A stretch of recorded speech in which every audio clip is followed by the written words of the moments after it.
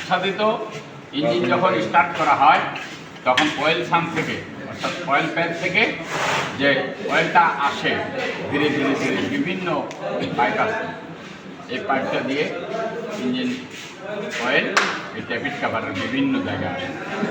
বুঝছেন? এই যে ছিদ্র দেখতেছি, এই ছিদ্রগুলো দিয়ে আসে, এসে এটাকে ফ্রি করে।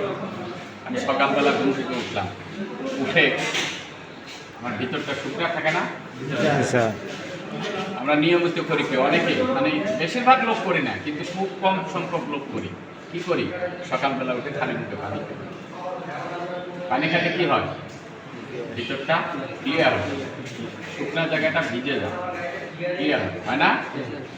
তারপরে আমরা অন্যান্য কাজ সারি, ব্রাশ করি, গোসল করি, তাই না?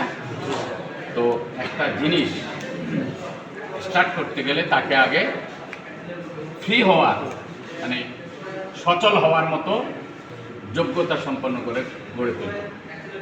ইঞ্জিন স্টার্ট করার পরে আপনি কোনো অ্যাক্সিলারেটর চাপ দেবেন না, অর্থাৎ পিক আপ ধরবেন না, না ধরে আস্তে আস্তে আস্তে আস্তে আস্তে অয়েল সাম থেকে অয়েলটা উপরে দেবে, এখানে আসবে, ট্যাপিট কাভারে আসবে, ইঞ্জিনে আসবে, তারপর পিস্টনে যাবে, লাইনারে যাবে, এই বিগেন বিয়ারিংয়ে যাবে, ইঞ্জিনের চতুর্দিকে ছড়ায় যাবে ধীরে ধীরে।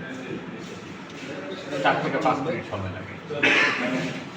যখন এই ইঞ্জিন অয়েলটা ইঞ্জিনের চতুর্দিকে যাবে, যেখানে যেখানে যাওয়ার দরকার সংশ্লিষ্ট সব জায়গায় যাওয়ার পরে ইঞ্জিনটা ফ্রি হয়ে যাবে, তখন আপনি চালান, কোনো সমস্যা। কিন্তু আপনি স্টার্ট দিয়ে সাথে সাথে অ্যাক্সিলারেটর চাপ